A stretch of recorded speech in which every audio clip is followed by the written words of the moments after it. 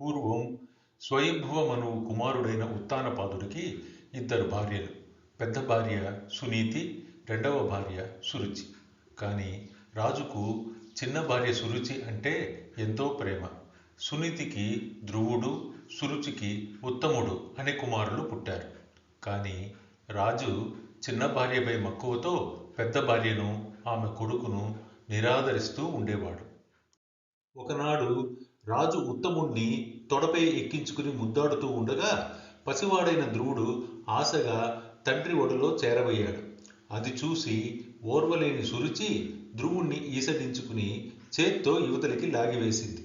ఓరి, నా కడుపున పుట్టని నీకు సింహాసనం ఎక్కే అర్హత లేదు. తండ్రి తొడపై కూర్చోవాలంటే నువ్వు నా గర్భాన జన్మించి ఉండాలి. దురాశ పడకు అని నానా దుర్భాషలాడింది. అవమానంతో దహించుకుపోయిన ధ్రువుడు ఏడుస్తూ తల్లి దగ్గరకు వెళ్ళాడు. జరిగిందంతా విన్న సునీతి, నాయనా, మన కర్మ ఇలా ఉంది.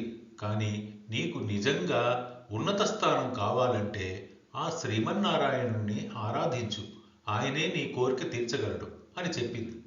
తల్లి మాటలు ధ్రువుడికి మంత్రోపదేశంలా పనిచేశాయి. 5 ఏళ్ల ప్రాయంలోనే ధ్రువుడు అడవి బాట పట్టాడు. మార్గ మధ్యంలో నారద మహర్షి కనిపించి, బాలక, ఇది కఠినమైన తపస్సు, నీ వల్ల కాదు, ఇంటికి వెళ్ళు అని పరీక్షించాడు. కానీ ధ్రువుడు తన పట్టు సడలించలేదు. ఆ బాలుని వజ్ర సంకల్పం చూసి నారదుడు సంతోషించి, ఓం నమో భగవతే వాసుదేవాయ అనే ద్వాదశాక్షర మంత్రాన్ని ఉపదేశించాడు. యమునా నది తీరాన మధువనంలో ధ్రువుడు తపస్సు మొదలుపెట్టాడు. మొదటి నెల పండ్లు తింటూ, రెండవ నెల ఆకులు తింటూ, మూడవ నెల నీళ్లు మాత్రమే తాగుతూ, 4వ నెల గాలి మాత్రమే పీలుస్తూ గడిపాడు. 5వ నెలలో శ్వాసను కూడా బంధించి కాలి బొటన వేలుపై నిలబడి స్థాణువులా మారాడు. ఆ బాలుని తపోగ్నికి భూమి కంపించింది. దేవతలు భయపడి శ్రీహరిని శరణు వేడుకున్నారు. భక్తవత్సలుడైన శ్రీమన్నారాయణుడు సాక్షాత్కరించాడు.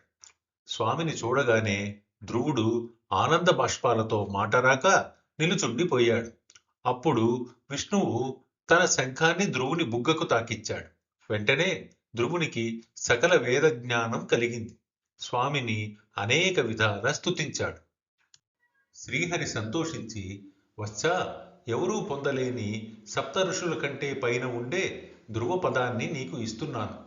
66,000 ఏళ్ళు భూమిని పాలించిన తరువాత నువ్వు ఆ స్థానాన్ని చేరుకుంటావు అని వరమిచ్చాడు.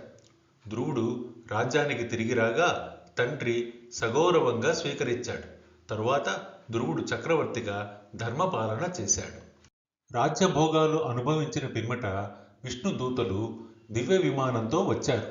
ధ్రువుడు తన తల్లి సునీతతో కలిసి ఆ విమానం అధిరోహించాడు. గ్రహమండలాన్ని, సప్తఋషులను దాటి ఉత్తర దిక్కున అత్యంత ఎత్తులో ధ్రువ నక్షత్రంగా స్థిరపడిపోయాడు. నేటికి ఆకాశంలో మినుకు మినుకుమంటూ మనకు కనిపించే ధ్రువతార ఆ భక్త ధ్రువుడే. నా ప్రజెంటేషన్ నచ్చితే దయచేసి లైక్ చేయండి. ఈ కంటెంట్ మీకు నచ్చితే సబ్స్క్రైబ్ చేసుకోండి. అదేవిధంగా జై శ్రీకృష్ణ అని కమెంట్ చేయండి. నమస్తే.